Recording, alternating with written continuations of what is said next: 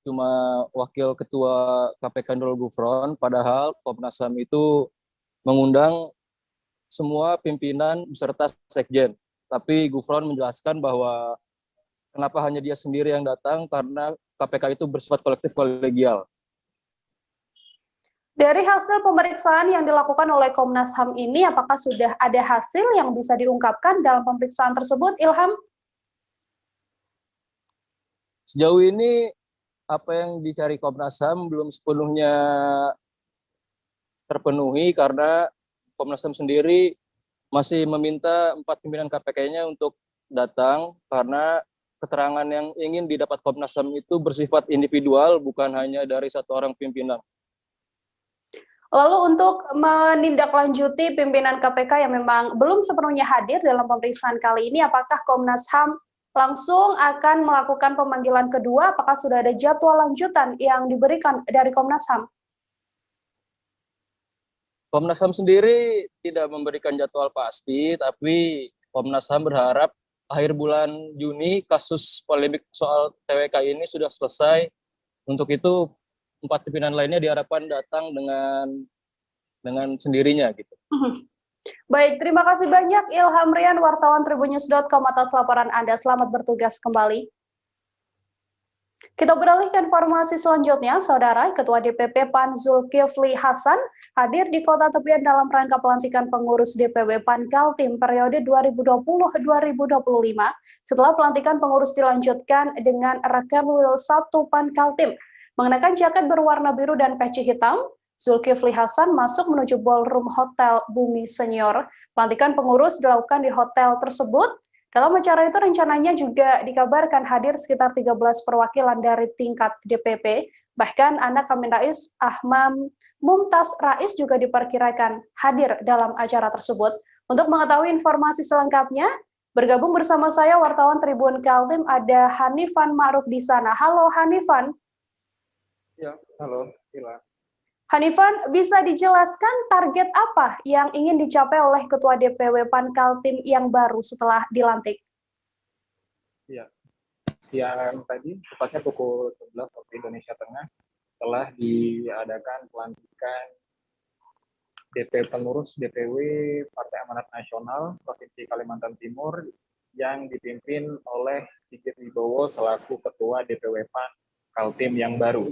Dan dari sambutannya, Sigit Wibowo memaparkan bahwa targetnya untuk PAN Provinsi Kaltim sendiri untuk dapat segera menyiapkan diri menghadapi pemilu 2024 agar mendapatkan peluang lebih besar untuk mendukung kadernya di Pilkada 2024.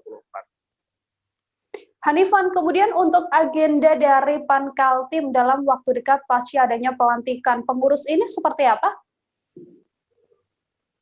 Iya, untuk Sigit Wibowo sendiri selaku Ketua DPW PAN Provinsi Kaltim yang baru menyampaikan ke depannya pihaknya akan segera membentuk formatur dan juga musyawarah cabang yang ada di DPD masing-masing perwakilan di kabupaten kota dan juga akan menyiapkan kader-kadernya melalui pelatihan dan juga melalui musyawarah yang ada untuk menyiapkan diri sebagai calon legislatif untuk pemilu 2024.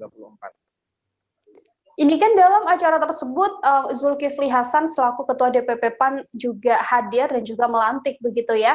Adakah pesan yang mungkin disampaikan oleh Zulkifli Hasan pada pengurus DPW PAN Kaltim yang baru saja dilantik? Iya, kurang lebih ada dua pesan utama dari Zulkifli Hasan untuk kader Partai Amanat Nasional di Provinsi Kalimantan Timur, terutama pengurus DPW yang baru, adalah yang pertama untuk fokus dalam membantu menangani pandemi COVID-19 yang menurutnya saat ini sedang mengalami peningkatan kembali. Kemudian bagi Zulkifli Hasan sendiri mengharapkan agar kader-kader Partai Amanat Nasional di Provinsi Kalimantan Timur dapat melakukan penjaringan dengan baik untuk persiapan pemilu 2024 dan agar tokoh-tokoh yang ada di Kalimantan Timur dapat juga terjaring sebagai calon legislatif dari Partai Amanat Nasional Provinsi Kalimantan Timur. Baik, terima kasih banyak Hanifan Ma'ruf melaporkan terkait pelantikan pengurus DPW PAN Kaltim periode 2020-2025. Hanifan, selamat bertugas kembali. Kita beralih ke informasi selanjutnya, Saudara. Gadis ber-KTP Kabupaten Sragen dilaporkan terjun dari jembatan Kaliran Sungai Bengawan Solo pada Kamis 17 Juni 2021. Lokasi terjunnya gadis tersebut berada di kawasan Jembatan Besar Ring Road, Kelurahan Mojosongo, Kecamatan Jebres, Kota Solo.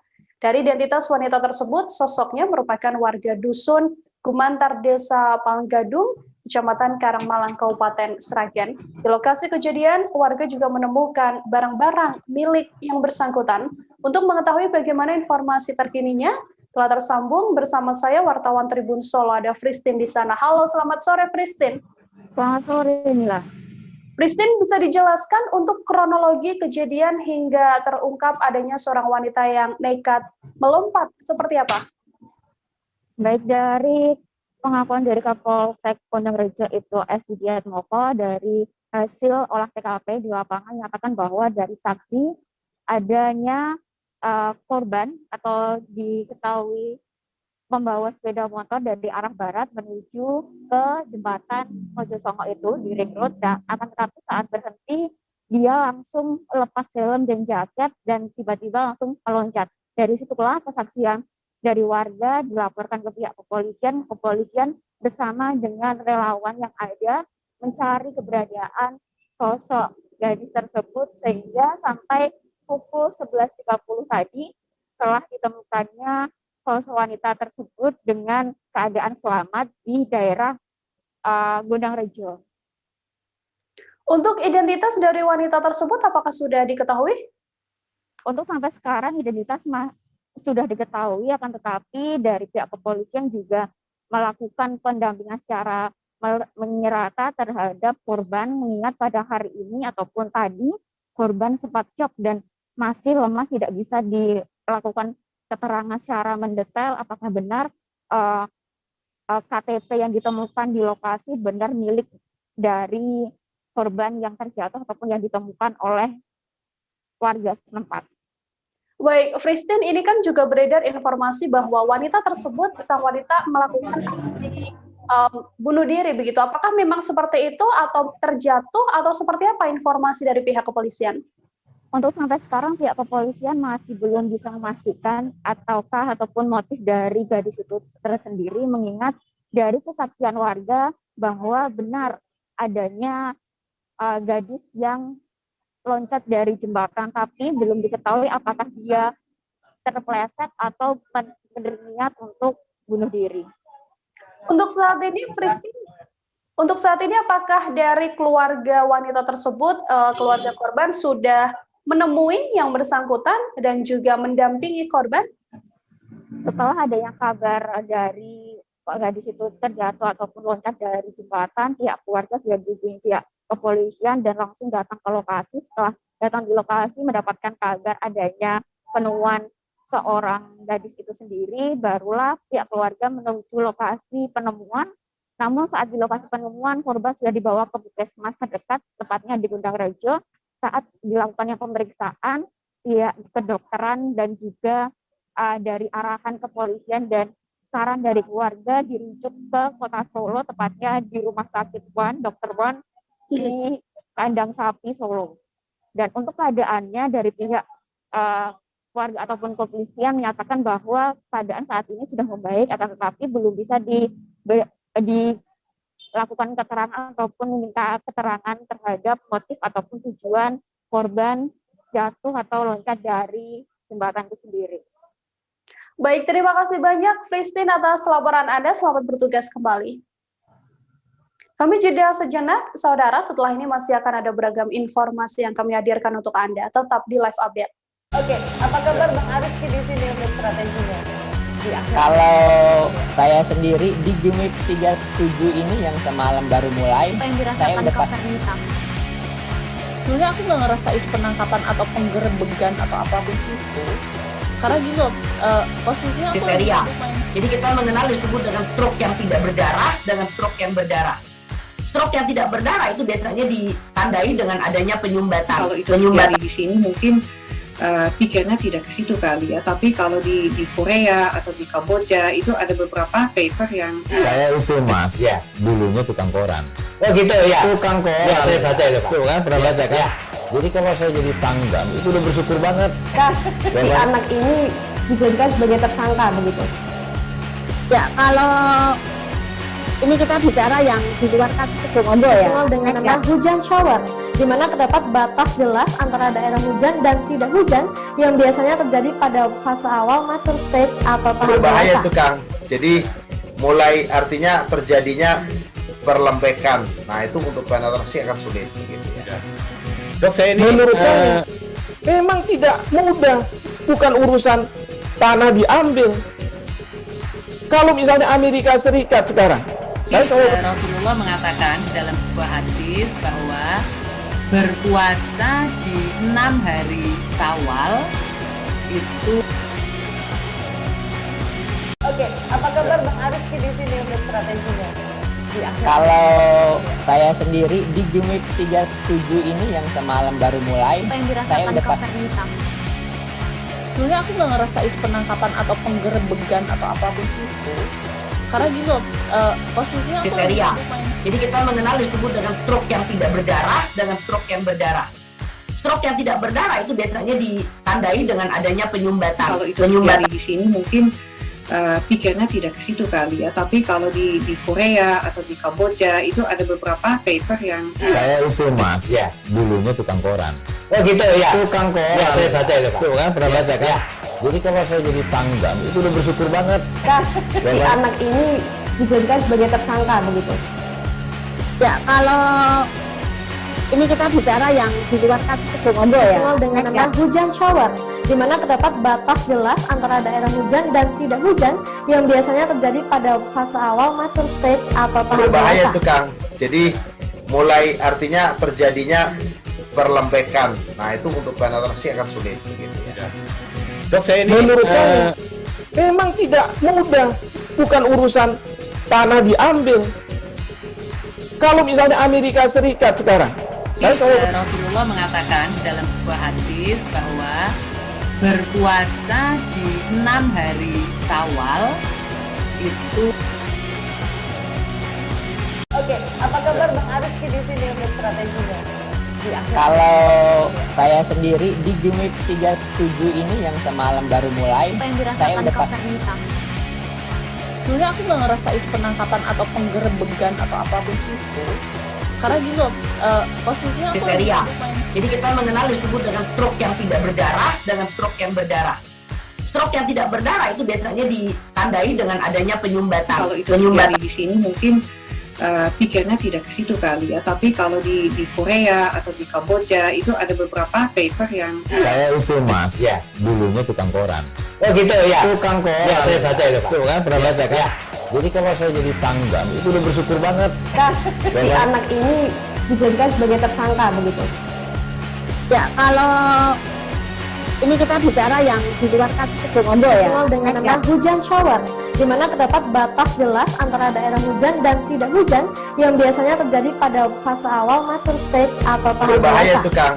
Jadi mulai artinya terjadinya perlembekan. Nah itu untuk penetrasi akan sulit. Gitu ya. Dok, saya ini menurut saya memang tidak mudah, bukan urusan tanah diambil. Kalau misalnya Amerika Serikat sekarang, Rasulullah mengatakan dalam sebuah hadis bahwa berpuasa di 6 hari Syawal itu. Oke, apa kabar Bang Ariski di sini untuk strateginya? Kalau saya sendiri di Jumik 37 ini yang semalam baru mulai, Apa yang saya dirasakan udah Kapten Hitam? Sebenarnya aku nggak ngerasa itu penangkapan atau penggerebegan atau apapun itu. Karena gini loh, posisinya aku lagi Kriteria. main. Jadi kita mengenal disebut dengan stroke yang tidak berdarah dengan stroke yang berdarah. Stroke yang tidak berdarah itu biasanya ditandai dengan adanya penyumbatan. kalau itu terjadi di sini mungkin pikirnya tidak ke situ kali ya. Tapi kalau di Korea atau di Kamboja itu ada beberapa paper yang Saya itu mas, Ya. dulunya tukang koran. Oh gitu ya. Tukang koran. Ya, saya baca itu Pak. Tuh kan pernah baca kan? Ya. Jadi kalau saya jadi tanggam itu udah bersyukur banget. Si anak ini dijadikan sebagai tersangka begitu? Ya, kalau ini kita bicara yang di luar kasus Situbondo ya. Dengan nama hujan shower, di mana terdapat batas jelas antara daerah hujan dan tidak hujan yang biasanya terjadi pada fase awal mature stage atau tahap Berbahaya dewasa. tuh Kang. Jadi mulai artinya terjadinya perlembekan. Nah itu untuk penetrasi akan sulit. Gitu ya. Dok, saya ini menurut saya memang tidak mudah, bukan urusan tanah diambil. Kalau misalnya Amerika Serikat sekarang, Rasulullah mengatakan dalam sebuah hadis bahwa berpuasa di 6 hari Syawal itu. Oke, apa kabar Bang Arifki di sini untuk strateginya? Kalau saya sendiri di Game Week 37 ini yang semalam baru mulai, saya udah Sebenarnya aku nggak ngerasa itu penangkapan atau penggerebegan atau apapun itu. Karena gini loh, posisinya aku Kriteria. Jadi kita mengenal disebut dengan stroke yang tidak berdarah dengan stroke yang berdarah. Stroke yang tidak berdarah itu biasanya ditandai dengan adanya penyumbatan. Kalau itu terjadi di sini mungkin pikirnya tidak ke situ kali ya. Tapi kalau di Korea atau di Kamboja itu ada beberapa paper yang Saya itu Mas, dulunya tukang koran. Oh gitu ya. Tukang koran. Ya, saya baca itu. Anda masih menyaksikan live update bersama dengan saya, Nila Irda. Gedung isolasi yang ditempati puluhan santri Al-Quraniyah Majalengka terpapar COVID-19, diisi oleh sebanyak 58 orang, saudara. Padahal gedung yang dinamakan Sanggar Kegiatan Belajar atau SKB milik Dinas Pendidikan itu hanya berkapasitas 22 ruangan.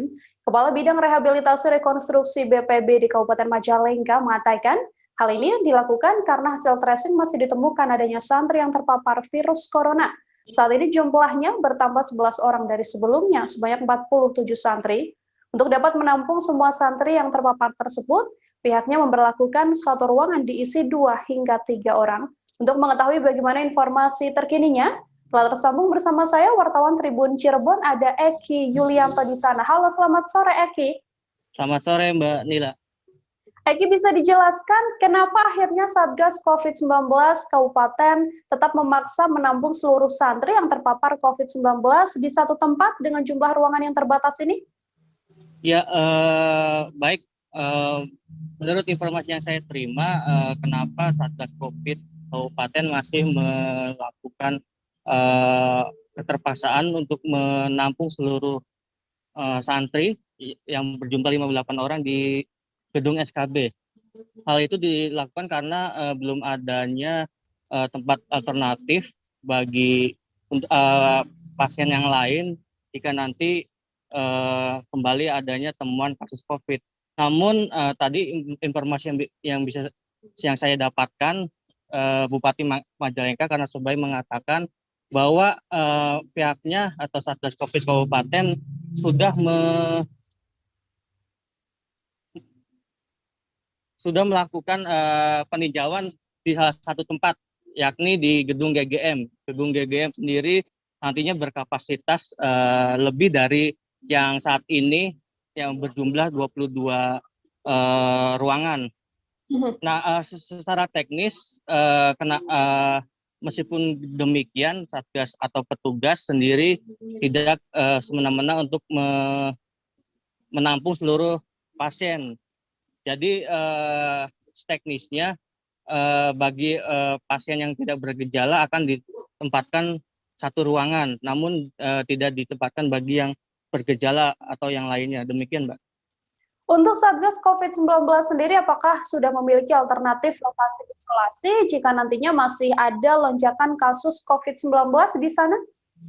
Ya, Bupati Majalengka tadi siang sudah saya konfirmasi bahwa ada beberapa tempat yang tadi saya sebutkan, selain di GGM ada juga di Balai Ikan yang berada di Kelurahan Babakan Jawa. Namun saat ini mereka Satgas COVID belum bisa menggunakan karena masih membutuhkan beberapa persiapan, diantaranya salah satunya itu anggaran. Demikian. Eki, selanjutnya apa saja untuk pasien COVID-19? Hal-hal apa, kegiatan apa yang dilakukan mereka selama masa isolasi di tengah keterbatasan ruangan begitu ya? Apakah kebutuhan gizi mereka juga terjamin dengan baik? Ya, petugas sendiri untuk menjamin para pasien ini menaikkan imun atau memperbaiki gizinya, tentunya petugas memberi makan dan tambahan gizi sebanyak 3 kali sehari.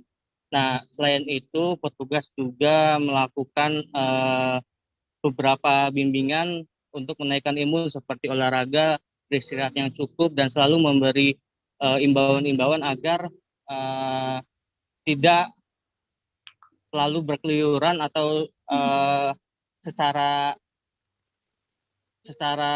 bebas begitu. Petugas juga terus melakukan sosialisasi agar yang mana bahwa nanti jika para santri tersebut bisa segera mematuhi, maka bisa dipastikan itu bisa segera pulang. Tentunya dengan hasil tes PCR selanjutnya jika hasilnya negatif. Demikian, Mbak. Baik, terima kasih banyak Eki Yulianto, wartawan Tribun Cirebon. Selamat bertugas kembali. Siap, sama-sama Mbak Nila. Kita beralih ke informasi selanjutnya. Saudara Presiden Joko Widodo didampingi Menteri Kesehatan Budi Gunadi Sadikin dan juga Gubernur Jawa Barat, serta Wali Kota Bogor Bima Arya dan juga sejumlah pejabat meninjau pelaksanaan vaksinasi di Stasiun Bogor. Presiden Joko Widodo tiba sekitar pukul 8 waktu Indonesia Barat, melalui pintu utama Stasiun Bogor, kemudian masuk melalui tapping Kiatin Stasiun Bogor menuju lokasi vaksin. Dalam keterangannya, Presiden Joko Widodo juga mengatakan bahwa Kota Bogor termasuk wilayah aglomerasi penyangga ibu kota DKI Jakarta yang interaksi dan mobilitasnya tinggi. Untuk itu vaksinasi dilakukan untuk melindungi mereka dari COVID-19. Untuk mengetahui informasi selengkapnya telah tersambung bersama saya. Ada wartawan Tribun News Bogor, ada Lingga Arfian di sana. Halo, selamat sore Lingga. Ya, Nila, sore. Lingga, bisa dijelaskan untuk pelaksanaan vaksinasi massal yang pagi tadi ditinjau Presiden Joko Widodo seperti apa?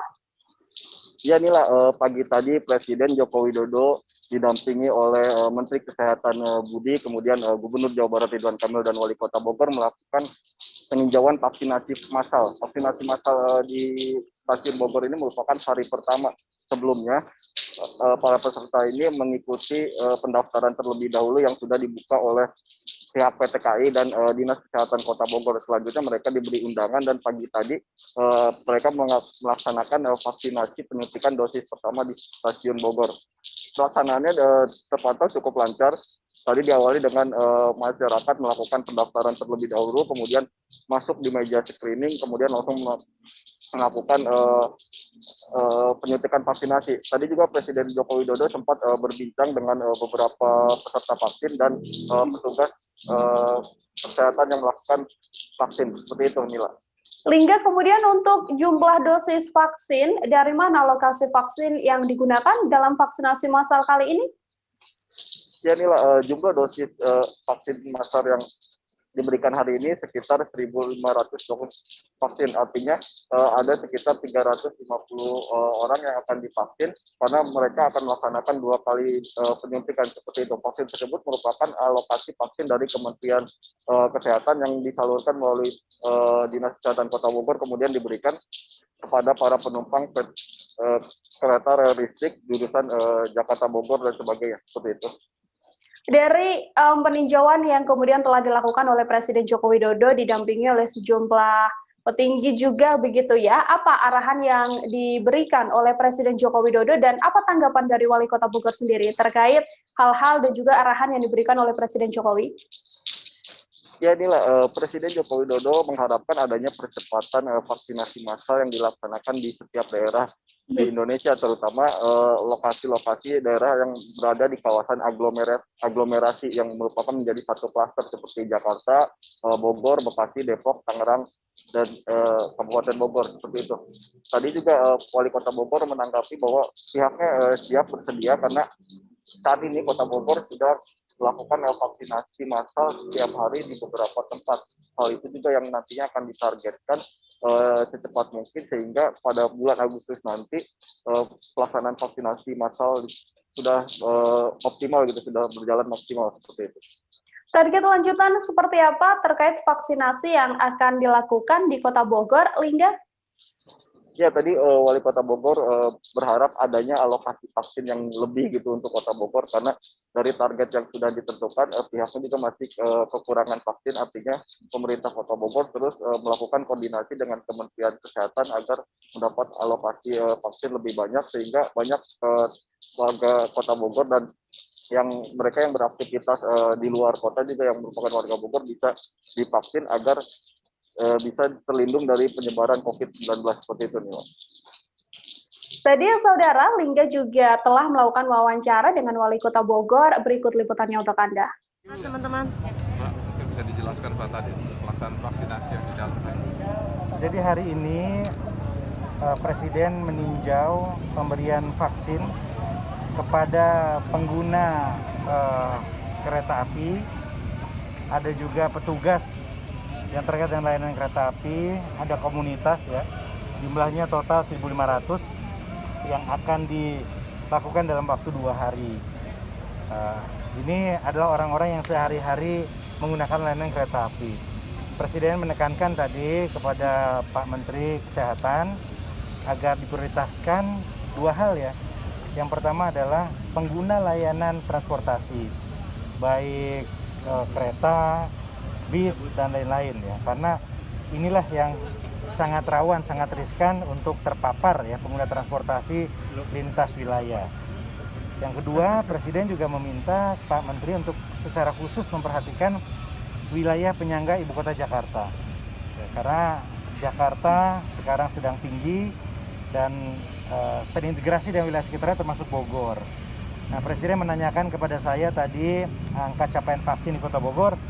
Ya, saya sampaikan dari target sekitar 760.000 keseluruhan.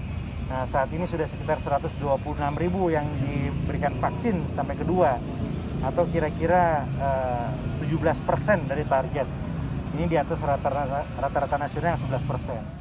Sebenarnya dari pemerintah ya, Pemkot juga Bogor, jadi membuat sentra vaksin untuk pengguna jasa komuter lain. Tapi di sini juga tadi ada terlibat masyarakat umum yang di sekitar stasiun, karena bagaimanapun komuter ini adalah aktif bekerja, sehingga mereka memang kami sangat berterima kasih sekali dengan meningkatnya jumlah volume penumpang juga, artinya aktivitas bertambah, sehingga vaksin ini adalah menjadi salah satu harapan juga buat mereka. Bu, itu apa namanya, kalau yang vaksinnya menyediakan dari kota atau KKI, Pemkot semuanya ya? Kalau vaksin kan semuanya memang dari pemerintah ya, dan itu wajib kepada warga yang sudah dihimbau ya. Jadi kami memfasilitasi itu dan alhamdulillah diberikan kesempatan untuk pengguna jasa komuter lain. Pendaftaran sendiri ada pendaftaran khusus? Iya, ini memang kami berkoordinasi dengan Dinkes, kemudian kemarin juga kita beberapa menghubungi masyarakat sekitar, kemudian juga ada yang sudah mendaftarkan ke Dinkes. Iya, jadi kita ada fasilitas untuk tempat ya. Gitu. Namun untuk penumpang juga yang belum vaksin boleh datang, kita ada 1.500 2 hari ini ya. Jadi dari hari ini sampai besok ada 1.500 pertama ini. Iya. Sementara itu kita beralih ke informasi selanjutnya, Saudara. Presiden Joko Widodo resmi melantik Gubernur dan Wakil Gubernur Sulawesi Tengah, Rusdi Mastura dan juga Ma'mun Amir di Istana Kepresidenan Jakarta. Adapun Rusdi Masturi dan juga Ma'mun Amir menang melalui pemilihan kepala daerah atau Pilkada 2020 lalu. Pasangan nomor urut 2 itu mengungguli pesaingnya Hidayat Lamakarate dan juga Bartolomeus Tandigala. Pasca dilantik, Gubernur Sulawesi Tengah Rusdi mengatakan dirinya dan Wakil Gubernur Ma'mun Amir akan langsung fokus bekerja. Keduanya mengatakan penanganan pandemi dan dampak bencana alam akan menjadi fokus tugas keduanya dalam waktu dekat ini. Rusdi juga berharap agar amanah memimpin Sulawesi Tengah dapat selalu dijaga olehnya dan juga sang wakil. Untuk mengetahui bagaimana informasi terkini dan juga kondisi kediaman Gubernur terpilih tersebut, telah tersambung bersama saya, wartawan Tribun Palu, ada Nur Saleha di sana. Halo Nur Saleha.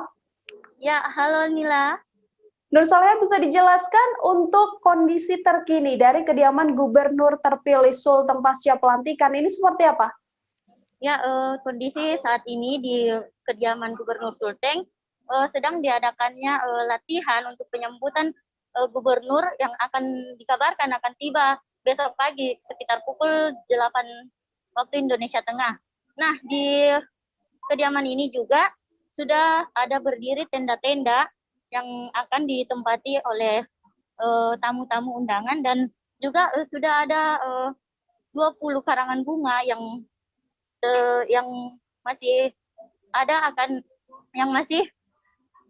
yang ada di dalam area gedung rumah Rusdi Mastura ini, dan itu akan bertambah lagi. Diperkirakan sebentar juga akan ada datang 10 karangan bunga yang diberikan kepada Rusdi Mastura. Baik.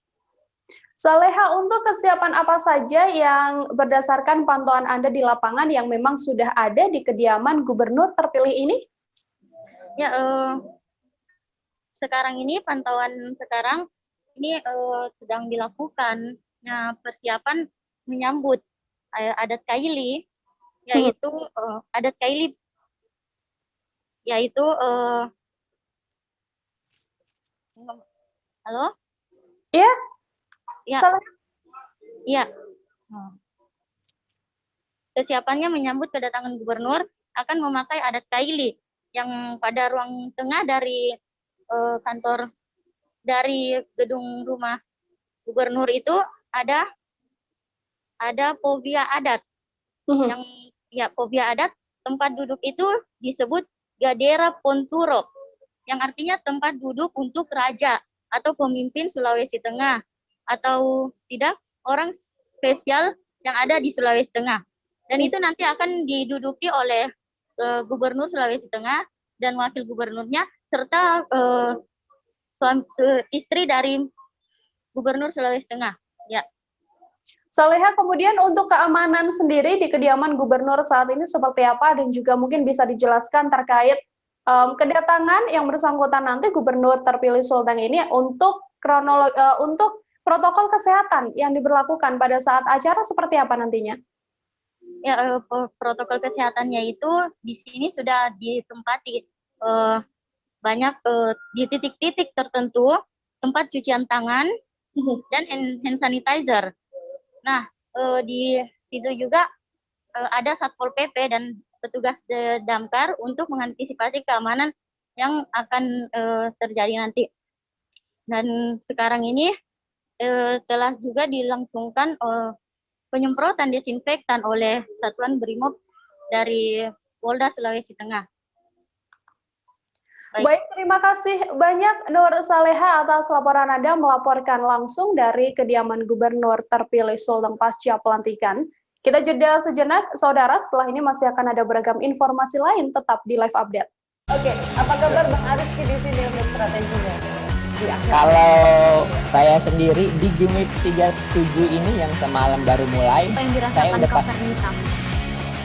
sebenarnya aku nggak ngerasa itu penangkapan atau penggerebegan atau apapun itu, karena gini loh, posisinya aku kriteria. Jadi kita mengenal disebut dengan stroke yang tidak berdarah dengan stroke yang berdarah. Stroke yang tidak berdarah itu biasanya ditandai dengan adanya penyumbatan. Kalau itu terjadi di sini mungkin pikirnya tidak ke situ kali ya, tapi kalau di Korea atau di Kamboja itu ada beberapa paper yang saya itu Mas, ya, dulunya tukang koran. Oh gitu ya. Tukang koran. Ya, saya baca itu Pak. Tuh kan, pernah baca kan? Ya. Jadi kalau saya jadi pangdam itu udah bersyukur banget. Si anak ini dijadikan sebagai tersangka begitu. Ya, kalau ini kita bicara yang di luar kasus Bongombo ya. Dengan nama hujan shower, di mana terdapat batas jelas antara daerah hujan dan tidak hujan yang biasanya terjadi pada fase awal mature stage atau tahap berbahaya dewasa. itu Kang. Jadi mulai artinya terjadinya perlembekan. Nah itu untuk penetrasi akan sulit. Gitu ya. Dok, saya ini menurut saya memang tidak mudah, bukan urusan tanah diambil.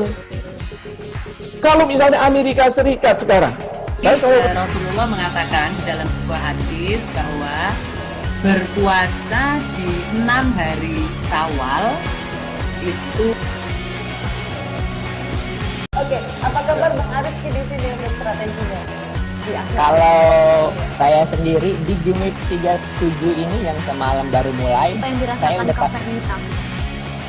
sebenarnya aku nggak ngerasa itu penangkapan atau penggerebegan atau apapun itu, karena gini loh, posisinya aku kriteria. Jadi kita mengenal disebut dengan stroke yang tidak berdarah dengan stroke yang berdarah. Stroke yang tidak berdarah itu biasanya ditandai dengan adanya penyumbatan. Kalau itu terjadi di sini mungkin pikirnya tidak ke situ kali ya, tapi kalau di Korea atau di Kamboja itu ada beberapa paper yang Saya itu Mas, dulunya tukang koran. Oh gitu ya. Tukang koran. Ya, saya baca itu, Pak. Tuh kan, pernah baca kan? Ya. Jadi kalau saya jadi pangdam, itu udah bersyukur banget. Si anak ini dijadikan sebagai tersangka begitu. Ya, kalau ini kita bicara yang di luar kasus Bongombo ya. Dikenal dengan nama hujan shower, di mana terdapat batas jelas antara daerah hujan dan tidak hujan yang biasanya terjadi pada fase awal mature stage atau tahap Berbahaya dewasa. itu Kang. Jadi mulai artinya terjadinya perlembekan. Nah itu untuk penetrasi akan sulit. Gitu ya. Dok, saya ini menurut saya memang tidak mudah, bukan urusan tanah diambil. Kalau misalnya Amerika Serikat sekarang, Rasulullah mengatakan dalam sebuah hadis bahwa berpuasa di 6 hari Syawal itu. Oke, apa kabar Bang Arif di sini untuk strateginya? Kalau saya sendiri di Jumik 37 ini yang semalam baru mulai, saya udah pas. Sebenarnya aku nggak ngerasa itu penangkapan atau penggerebegan atau apapun itu. Karena gini loh, posisinya aku kriteria. Jadi kita mengenal disebut dengan stroke yang tidak berdarah dengan stroke yang berdarah. Stroke yang tidak berdarah itu biasanya ditandai dengan adanya penyumbatan. Kalau itu terjadi di sini mungkin pikirnya tidak ke situ kali ya, tapi kalau di Korea atau di Kamboja itu ada beberapa paper yang Saya itu Mas, dulunya tukang koran. Oh gitu ya. Tukang koran. Ya, saya baca itu, Pak. Tuh kan, pernah baca kan? Ya. Jadi kalau saya jadi pangdam, itu udah bersyukur banget. Si anak ini dijadikan sebagai tersangka begitu. Ya, kalau ini kita bicara yang di luar kasus Bongombo ya. Dikenal dengan nama hujan shower, di mana terdapat batas jelas antara daerah hujan dan tidak hujan yang biasanya terjadi pada fase awal mature stage atau tahap Berbahaya dewasa. itu Kang. Jadi mulai artinya terjadinya perlembekan. Nah itu untuk penetrasi akan sulit. Gitu ya. Dok, saya ini menurut saya memang tidak mudah, bukan urusan tanah diambil. Kalau misalnya Amerika Serikat sekarang, Rasulullah mengatakan dalam sebuah hadis bahwa berpuasa di 6 hari Syawal itu. Oke, apa kabar Bang Arif di sini untuk strateginya? Kalau saya sendiri di Jumik 37 ini yang semalam baru mulai, saya udah pas. Sebenarnya aku nggak ngerasa itu penangkapan atau penggerebegan atau apapun itu. Karena gini loh, posisinya aku kriteria. Jadi kita mengenal disebut dengan stroke yang tidak berdarah dengan stroke yang berdarah. Stroke yang tidak berdarah itu biasanya ditandai dengan adanya penyumbatan. Kalau itu terjadi di sini mungkin pikirnya tidak ke situ kali ya, tapi kalau di Korea atau di Kamboja itu ada beberapa paper yang Saya itu Mas, dulunya tukang koran. Oh gitu ya. Tukang koran. Ya, saya baca itu, Pak. Tuh kan, pernah baca kan? Ya. Jadi kalau saya jadi pangdam, itu udah bersyukur banget. Si anak ini dijadikan sebagai tersangka begitu. Ya, kalau ini kita bicara yang di luar kasus Bongombo ya. Dikenal dengan nama hujan shower, di mana terdapat batas jelas antara daerah hujan dan tidak hujan yang biasanya terjadi pada fase awal mature stage atau tahap Berbahaya dewasa. itu Kang. Jadi mulai artinya terjadinya perlembekan. Nah itu untuk penetrasi akan sulit. Gitu ya. Dok, saya ini menurut saya memang tidak mudah, bukan urusan tanah diambil. Kalau misalnya Amerika Serikat sekarang, Rasulullah mengatakan dalam sebuah hadis bahwa berpuasa di 6 hari Syawal itu. Oke, apa kabar Bang Arif di sini untuk strateginya? Kalau saya sendiri di Jumik 37 ini yang semalam baru mulai, saya udah pas. Sebenarnya aku nggak ngerasa itu penangkapan atau penggerebegan atau apapun itu. Karena gini loh, posisinya aku kriteria. Terima kasih Anda masih menyaksikan live update saudara. Kita beralih ke informasi selanjutnya. Acara For Hand Dinner diadakan oleh 4 Point Surabaya dan juga Aqua Reflection. Para tamu yang hadir akan dijamu kuliner lintas Eropa hingga Mediterania yang mana merupakan area lobi 4 Point Surabaya. Kuliner yang dihadirkan merupakan kreasi dari Chef Chandra Yudaswara yang dikenal sebagai selebriti chef, serta Chef The Party 4 Point Surabaya, yakni Chef Agustinus. Bagaimana informasi selengkapnya terkait for hand dinner di 4 Point Surabaya ini? Telah tersambung bersama saya, wartawan surya.co.id, ada Akira Tandika di sana. Halo, Akira, selamat sore. Halo, selamat sore, Nila. Akira, bisa dijelaskan apa sebenarnya acara for hand dinner ini? Oke, baik. Jadi seperti yang sudah dijelaskan oleh Nila tadi bahwa acara For Hands Dinner merupakan kolaborasi yang diadakan oleh 4 Point Surabaya dan juga Aqua Reflection, di mana For Hands Dinner ini merupakan makan malam tematik yang digelar di The Lounge. The Lounge ini merupakan area lobby lounge milik 4 Point Surabaya yang saat ini mulai dialihfungsikan sebagai tempat pertemuan, karena memang sejak pandemi tempat ini banyak dikunjungi oleh tamu selain tamu hotel. Jadi pengunjung luar, pengunjung umum bisa masuk ke lobby lounge ini tanpa menginap di 4 Point Surabaya. Begitu. Akhirnya untuk acara ini sendiri berlangsung kapan dan dihadiri oleh siapa saja? Acara ini berlangsung sejak tanggal 15 Juni 2021 hingga akhir bulan Juni ini. Jadi dari tanggal 15 sampai 30 Juni seluruh menu kreasi ala Chef Chandra Yudaswara maksud saya dengan Chef Agustinus dari 4 Point Surabaya bisa dinikmati oleh pengunjung selain yang menginap di 4 Point Hotel Surabaya. Kemudian untuk dijelaskan pada Tribuners, Akira, apa yang spesial dari menu for hand dinner ini? Oke, baik.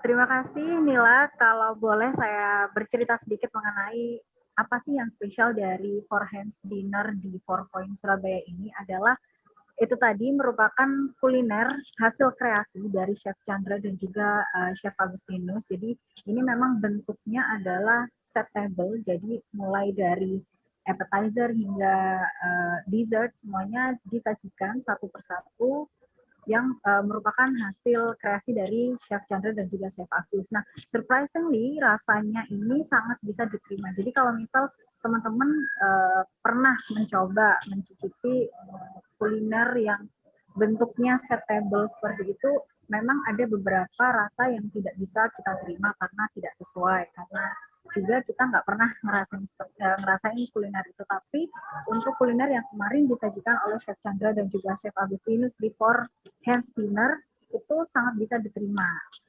Nah, kalau saya boleh juga ngasih bocoran nih, kemarin waktu saya datang ke acara tersebut, selain disambut oleh pihak dari Aqua Reflection dan juga 4 Point, para tamu yang hadir langsung diberikan minuman pembuka yang merupakan sparkling dari Aqua Reflection yang dikreasikan oleh bartender di The Lounge 4 Point Surabaya. Kemudian untuk makanan pembuka ada dihidangkan spinach ricotta empanadas. Ini maaf kalau misal ejaan saya kurang betul, tapi memang seperti itu tulisannya. Jadi makanan ini bentuknya merupakan pastry yang diisi dengan keju ricotta dan juga ada potongan bayam di dalamnya. Jadi saat dinikmati rasanya nggak hanya sekedar asin, tapi ada rasa-rasa lain yang gurih.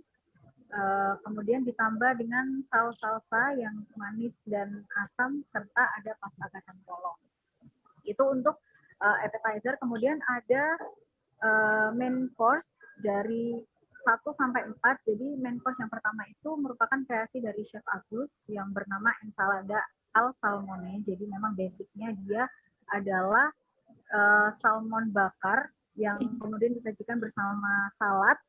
Kemudian masuk ke second course-nya ini baru merupakan kreasi dari Chef Chandra, yaitu dinamakan The Sea. The Sea ini seperti namanya, kalau kita tahu dia basicnya adalah seafood dari lobster yang kemudian dimakan bersama apel dan juga jeruk, kemudian disiram dengan saus cream fraiche. Jadi yang spesialnya dari makanan ini adalah buat teman-teman yang nggak suka seafood, akan tetap bisa makan karena rasa amis dari lobster dan juga beberapa bahan laut lainnya itu nggak terasa di hidangan ini. Selanjutnya ada hidangan yang diberi nama The Land. The Land ini isinya adalah Wagyu beef sirloin yang kalau saya lihat sih sepertinya dia dipanggang dulu, jadi memang pinggir-pinggirnya itu crispy tapi dalamnya masih juicy. Dan kalau misal teman-teman suka makan daging kan biasanya ada apa istilahnya kayak dia level kematangan ya. Nah kalau level kematangan ini sepertinya dia di atas medium rare ya. Jadi walaupun dagingnya masih terlihat merah, cuman dia itu masih terasa teksturnya tuh nggak lembek. Jadi teman-teman kalau misal nggak suka nih daging-daging yang kurang matang, masih bisa makan ini. Dan daging ini disajikan bersama mashed potato. Uniknya mashed potato ini nggak seperti mashed potato pada umumnya yang dia cuma kentang kemudian ditumbuk dan diberi butter, tapi dia bentuknya seperti perkedel yang biasa kita makan bareng sop ayam. Jadi dia crispy di luar tapi lembut di dalam, dan juga ada beberapa potongan sayur di dalamnya. Sementara untuk sajian penutup, Forhensinya menghadirkan dessert yang basicnya dari buah nanas dan juga puding kelapa. Seperti itu, Mila. Oke, terima kasih banyak Akira Tandika melaporkan terkait forehand dinner. Ini bisa jadi salah satu rekomendasi Anda, saudara yang ingin melakukan kuliner. Tadi disampaikan juga oleh Akira bahwa ini forehand dinner ini dibuka sejak tanggal 15 dan masih bisa Anda nikmati sampai nanti tanggal 30 Juni. Terima kasih banyak Akira atas laporan Anda, selamat bertugas kembali. Kita beralih ke informasi selanjutnya. Berdasarkan hasil pemilihan Rektor Universitas Haluoleo Pilrek UHO 2021, Profesor Muhammad Zamrun Firihu terpilih dengan 121 suara di Pilrek UHO 2021 ini. Prof. Zamrun sebelumnya merupakan Rektor UHO Kendari periode 2016-2021. Dalam pemilihan rektor tersebut, Prof. Buyung Sarita yang meraih 26 suara, dan juga Dr. Jamher Safani dengan 21 suara. Proses penghitungan suara pada Pilrek UHO periode 2021 hingga 2024 ini telah berakhir pada Rabu 16 Juni 2021 petang. Untuk mengetahui informasi selengkapnya, telah tersambung bersama saya, ada wartawan Tribun News Ultra, ada Amelda Devi di sana. Halo Amelda. Halo Nila. Amelda, bisa diinformasikan untuk detailnya hasil pemilihan Rektor Universitas Haluoleo ini seperti apa? Ya, baik Nila. Dari total suara yang seperti Nila sampaikan tadi bahwa Prof. Zamrun memperoleh 121 suara, kemudian Jamhir memperoleh 21 suara, dan Buyung memperoleh 26 suara. Jadi total suara yang diperoleh itu berasal dari 65% anggota Senat, kemudian 35% suara kementerian. Untuk diketahui anggota Senat itu seluruhnya ada 113, namun yang hadir saat Pilrek kemarin itu ada 109 orang. Jadi hasil perhitungan berdasarkan kehadiran, kemudian setelah dikonversi jumlah suara menteri yang dihitung 35/65 dikali 109 sesuai jumlah anggota Senat yang hadir, didapatkan hasil 59 suara untuk menteri. Sehingga diperoleh total suara itu 168. Untuk sosok dari Prof. Zamrun ini sendiri seperti apa, Amelda? Mungkin bisa diinformasikan? Ya, baik. Jadi Prof. Zamrun ini sebelumnya merupakan rektor juga dari periode 2016 sampai 2021 ini. Kemudian kali ini terpilih untuk kedua kalinya untuk periode 2021 hingga 2025. Nah, sosok Prof. Zamrun ini sendiri dikenal begitu akrab dengan beberapa mahasiswa juga. Kemudian untuk diketahui, Prof. Zamrun ini merupakan dosen dari Fakultas MIPA, khususnya di konsentrasi kimia. Maaf, maksud saya fisika. yang juga telah menjabat sebagai rektor sebelumnya dan juga merupakan seorang dosen. Setelah terpilih kembali begitu ya untuk menjadi rektor Universitas Halu Oleo ini, apakah memang ada visi misi baru yang ingin dilanjutkan atau pernyataan dari beliau, Amelda? Iya, seperti yang diketahui, visi misi beliau itu untuk membangun, melanjutkan visi misi sebelumnya dan memajukan kampus Universitas Halu Oleo. Ya, tentunya dengan berkoordinasi lagi dengan para stakeholder yang ada.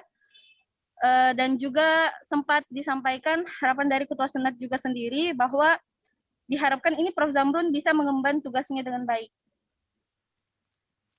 Baik, terima kasih banyak Amelda Devi atas laporan Anda terkait hasil pemilihan Rektor Universitas Halu Oleo untuk periode 2021 hingga mendatang. Kita beralih ke informasi selanjutnya, Saudara. Memperingati hari ulang tahun Kota Palembang yang ke-1338 tahun, pemerintah Kota Palembang terus berbenah.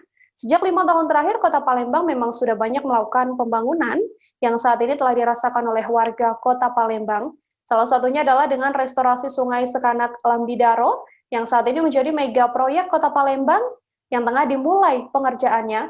Proyek bernilai 1,4 triliun atau 250 miliar ini terus dikejar oleh pemerintah Kota Palembang yang ditargetkan akan selesai pada tahun 2023 mendatang. Untuk mengetahui informasi selengkapnya, telah tersambung bersama saya ada wartawan Tribun Sumsel di sana, Sri Hidayatun. Halo, Sri, selamat petang. Selamat petang, Nila. Bisa dijelaskan pada Tribuners apa saja program-program strategis dari Kota Palembang yang saat ini sedang tengah dikerjakan? Iya, terima kasih. Dapat saya laporkan bahwa ada 9 program strategis pembangunan Kota Palembang di tahun 2020 hingga 2023, yakni restorasi Sungai Sekanak Lambidaro, pembangunan flyover Simpang Sekip, pembangunan underpass Simpang Caritas, pembangunan embung konservasi 1.000 hektar wilayah Gandus, pembangunan Jalan Nurdin Panji sampai ke Pelabuhan Bombaru, pembangunan perkuatan tebing atau turap Sungai Musi, pembangunan kaki jembatan Musi 4 menuju Ahmad Yani, pembangunan intek dan jaringan pipa transmisi air baku sistem Gandus, dan yang terakhir pembangunan sistem penyediaan air atau SPAM di Kecamatan Kalidoni.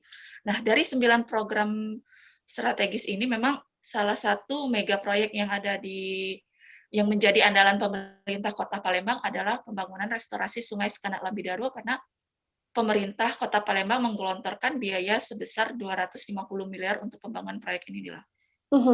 Apa yang menjadi tujuan utama dari restorasi Sungai Sekanak Lambidaro ini? Iya, memang tujuan proyek restorasi Sungai Sekanak Lambidaro ini selain untuk mencegah, mengendalikan banjir maksud saya di Kota Palembang, tentunya untuk juga restorasi Sungai Sekanak Lambidaro ini untuk mengembalikan kembali kejernihan air Sungai Musi. Nah, nantinya setiap limbah yang ada di sepanjang Sungai Sekanak Lambidaro ini akan tersambung dengan instalasi pengelolaan air limbah atau IPAL di Sungai Selayur. Nah, sehingga nanti air yang masuk di sungai itu tidak akan tercemar lagi. Tentunya bukan hanya untuk mengendalikan fungsinya, mengembalikan fungsinya, maksud saya juga akan berdampak kepada perekonomian warga. Karena pemerintah juga akan menjadikan ini wisata, destinasi wisata baru, yang konsepnya nanti perahu besar itu bisa berlayar di sepanjang Sungai Sekanak Lambidaro, sehingga menarik perhatian dari wisatawan yang datang ke Palembang, Mila. Untuk saat ini, proses dan juga progres pembangunan dari Sekanak Lambidaro ini sudah sejauh apa? Oke, memang sempat terhenti di tahun 2020 karena pandemi COVID-19. Sekarang pemerintah Kota Palembang melanjutkan lagi mega proyek restorasi Sungai Sekanak Lambidaro ini sepanjang 11 km. Dan saat ini sudah 1 km yang rampung, Nila, yang berada tepatnya di samping kantor wali kota hingga Jembatan Karang. Dan saat ini sedang tahap pengerjaan proyek kedua yang sempat terhenti di tahun lalu. Nah, satu hari menjelang ulang tahun Kota Palembang hari ini, kemarin wali kota Palembang Harnoyoyo melakukan peninjauan di salah satu bagian dari restorasi Sungai Sekanak Lambidaro ini, tepatnya di Lebak Cindo, yang saat ini pengerjaannya sudah hampir 90%. Memang ditargetkan pengerjaan proyek semuanya ini seluruhnya rampung di tahun 2023. Demikian Nila. Baik, saudara, tadi wartawan kami juga telah melakukan wawancara dengan Wali Kota Palembang, Harno Joyo. Untuk mengetahui informasi selengkapnya, berikut liputannya untuk Anda. Mudah-mudahan ya, tadi kan disampaikan ada beberapa warga masyarakat yang masih ada 2 rumah lagi. 2 rumah Pak. Kami juga menghimbau, mari sama-sama lah kita mendukung program pemerintah ini. Karena terkait dengan ini yang tadinya kita saksikan sendiri. Karena ini kumuh, kan, kita luar biasa kan tempatnya. Dan rumahnya sudah bagus. Artinya dengan tempat yang rapi, bersih, insya Allah derajat kesehatan di masyarakat makin membaik. Dan insya Allah ekonomi juga bisa tumbuh di sini. Ya. Dan dulu kita rame-rame di Pendistrian Sudirman. Kami yakin kalau tempat ini sudah bagus, kemudian IPAL disiapkan secara komunal di sini, mudah-mudahan air ini bisa terjaga. Artinya kita nanti untuk rekreasi di sini mudah-mudahan ya. Ini juga merupakan sebagai destinasi ya, destinasi yang baru bagi masyarakat Kota Palembang khususnya. Ini terus sampai ke Rumah Sakit Bunda tuh, Pak? Ini kan terusnya sampai Sekanak Lambedaro. Proyek ini sudah masuk proyek strategi nasional. Jadi 11 km Sekanak Lambedaro ini sudah menjadi target kita kan. Mudah-mudahan ke depan proyek ini secara multias ya Pak Irwan akan dilaksanakan, nanti akan lanjut terus ya. Oke. Kita beralih ke informasi selanjutnya, saudara, pihak kepolisian telah berhasil menangkap beberapa pelaku dalam kasus tewasnya seorang pria yang ditemukan terbakar di Maros pada Jumat lalu. Dari sejumlah pelaku, 1 diantaranya diketahui berjenis kelamin perempuan. Sebelum dihabisi, korban diketahui sempat dipukuli di rumah wanita muda tersebut. Dari fakta pihak kepolisian, sebelum dibakar, korban sebelumnya telah dibunuh di sebuah hotel. Mayatnya kemudian dibawa oleh para pelaku ke Maros menggunakan mobil rental, kemudian dibakar untuk menghilangkan jejak. Untuk mengetahui bagaimana informasi selengkapnya terkait kasus pembunuhan ini, telah tersambung bersama saya wartawan Tribun Timur ada Muslimin Emba di sana. Halo Emba.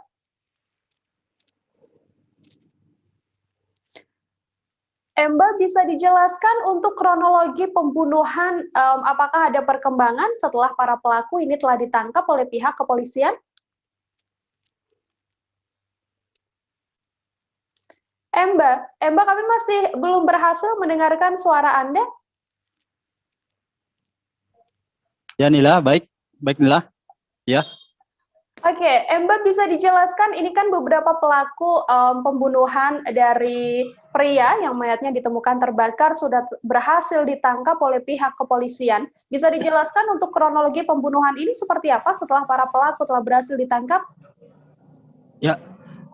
Tadi siang, tepatnya di Mapolda Sulawesi Selatan, telah dilakukan press conference terkait pengungkapan kasus pembunuhan sekaligus pembakaran jasad manusia yang ditemukan di Kecamatan Malawa, Kabupaten Maros, Sulawesi Selatan. Dapat kami jelaskan dari press conference tersebut, ada 8 pelaku yang telah diamankan. Jadi total pelaku sendiri ada 9 orang, namun 1 masih dalam pencarian atau berstatus DPO. Dari ke-8 pelaku ini, 1 diantaranya merupakan seorang wanita muda berinisial H alias Lala, berumur 23 tahun.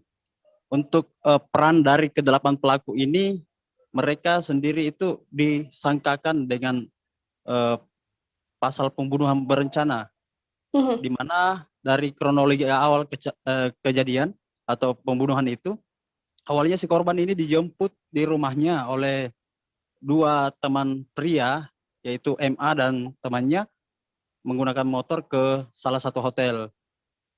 Namun belakangan diketahui si pria ini yang berinisial MA menjalin hubungan sesama jenis dengan si korban alias Rian.